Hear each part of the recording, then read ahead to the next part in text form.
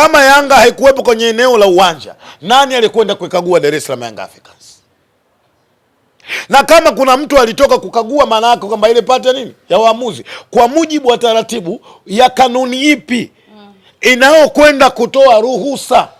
Wakaguzi wana uwezo wa kwenda kumkagua mtu akiwa nje ya eneo la nini la uwanja.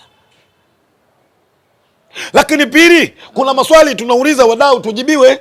Maana ya kukagua, kuna vitu vingi ambavyo tunakwenda kufanyaje? Kukagua moja zaidi, kuhakikisha kwamba kila timu inakuwa nini salama. Jana Yanga walikuwa nje la eneo la nini la uwanja. Nani aliwakagua kuhakikisha wachezaji wa Simba wanakwenda kwa salama kwenye pichi? Maana yake wachezaji wa Yanga jana wakiamua kubeba misumari wana uwezo huo, wakiamua kubeba viwembe wana uwezo huo. Nani aliwakagua? Lakini swali la tatu tunaloliuliza, kabla hii mechi mashabiki wa Yanga walilalamika. Walisema Simba wana mashaka, baadhi ya wachezaji wanatumia dawa za nini za kuongeza nguvu. Lakini wakati wale wanalalamika, Simba alikuwa eneo la tukio, uwanja wa Amani.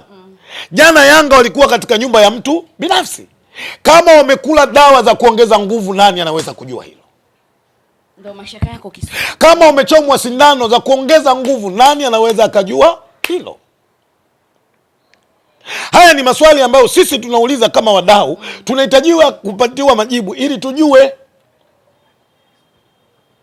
Leo hii Dar es Salaam Young Africans wamekaa kwenye nyumba ya mtu. Mpira umekwenda kuchezeka. Leo kesho Mtibwa wakiamua kukaa Keko wanakwenda kucheza uwanja wa Uhuru. Mtibwa wakiamua kukaa Temeke wakaenda kucheza, je, kanuni inaruhusu? Maana yake hadhi ya ligi ya NBC inaondoka, inakuja hadhi ya ndondo. Hadhi ya ligi inaondoka. Yes. Leo kama tunashindwa kukemea hivi vitu, na mimi tafakuri yangu inanifikirisha zile kauli wanaosema wapinzani watachukua ubingwa ndani ya miaka 30 katika utawala huu, inawezekana zinakwenda kutimia.